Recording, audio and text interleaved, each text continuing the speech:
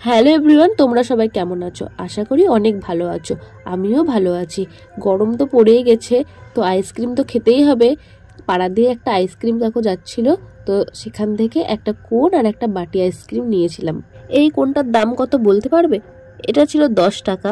আমি আজকে প্রথম জানলাম এত অল্প দামের কোন পাওয়া যায়। আমি তো জানতাম 15 টাকায় লাস্ট, তো আজকে দেখলাম 10 টাকায়ও পাওয়া যাচ্ছে। তো বেশ ভালোই হলো, টেস্ট কিন্তু অনেক সুন্দর ছিল। আমার এখনো ঠান্ডা লাগা কমেনি, গলা ব্যথাও হালকা হালকা আছে, তাও আইসক্রিম খাওয়া শুরু করে দিয়েছি। আর আমার মতো ভাবে তোমরা কারা কারা খাও? আইসক্রিমের খোসাগুলো ছাড়াচ্ছি আর ওটাতে যেটা লেগে আছে সেটা একটু খেয়ে নিচ্ছি। বাঙালি বলে কথা, কোনো কিছুই ফেলা যাবে না। অনেকে তো ছোটবেলায় এইভাবে খায়, কিন্তু আমি বড় হয়েও খাচ্ছি। কোনো কিছুই ফেলা যাবে না, টাকা দিয়ে কিনেছি।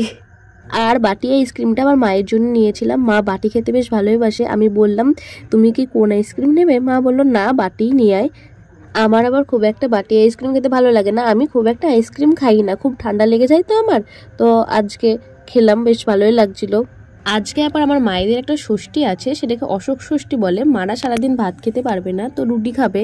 তো সকালবেলায় স্নান করে প্রসাদ মুখে দিয়ে মারা খেতে। মা পাড়া থেকে বংশীবর্ধন ঠাকুরের প্রসাদ নিয়ে এসেছিল, আর কাকিমাও ঘরে পুজো করেছিল, সেই প্রসাদ দিয়েছিল। সকালবেলায় স্নান টান করে আমিও প্রসাদ নিয়ে বসে পড়লাম।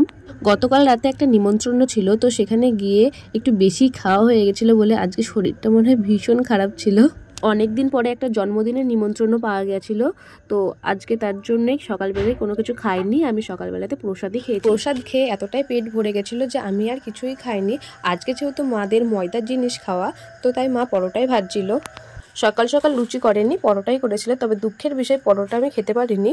আমার এতটা শরীর খারাপ করছিল যে পরোটাটা আর খাওয়া হয়নি। আমি খুব একটা খাওয়ার জিনিস মিস করি না, তবে এতটা শরীর খারাপ করছিল আর মাথা যন্ত্রণা করছিল, তাই আর রিস্ক নিলাম না। আমার মা একদম অল্প তেল দিয়ে পরোটা ভাজে, যেটা খেতে ভীষণ ভালো হয়, আর গ্যাস ট্যাসও হবে না, শরীরের পক্ষে অনেক। অনেকে আবার ডুবো তেলে পরোটা ভাজে, সেগুলো খেতে অবশ্যই টেস্টি হয়। তবে আমার মতে ওইভাবে অত তেলে ভাজা না খেয়ে এইভাবে অল্প তেলে পরোটা খাওয়াই ভালো। আলু পটলের তরকারি, আর আমাদের জন্য বানিয়েছিল একটা তরকারি, সেটা হলো ডাঁটা দিয়ে, বড়ি দিয়ে, আলু দিয়ে, বেগুন দিয়ে ঝোল। বাবা তো ইঁচড় এনেছিল, আজকে সেটা হয়নি, সেটা অন্যদিন। শুধু ইঁচড় খেতে অতটা ভালো লাগে না, তার সাথে লাগবে চিংড়ি মাছ, আর না হলে মেটে ইঁচড়। এরপর চলে গেছিলাম পড়াতে। বাচ্চাটা একদমই ছোট, একদম কেবল লেখা শিখছে, এখনো ঠিক পরিষ্কার মতো কথা বেরোয়নি। তবে পড়ালেখার এত চাপ হয়ে গেছে, সময়ের সাথে সাথে তাল দিয়ে। সাথে আরেকটা মেয়ে ক্লাস 3-তে পড়ে, সে ভালোই অঙ্ক টঙ্ক পারে, অঙ্কও ভালো শিখে গেছে। বাবা গঙ্গা পুজোর মেলা থেকে আমার জন্য পাঁশকুড়া চপ এনেছিল। যেহেতু মা খাবে না, তাই আমার জন্যই শুধুমাত্র এনেছিল। আগে আমি অতটা পাঁশকুড়া চপ খেতে ভালোবাসতাম না, তবে এখন পাঁশকুড়া চপ খেতে কিন্তু আমার ভীষণ ভালো লাগে। তোমাদের কেমন লাগে অবশ্যই বল।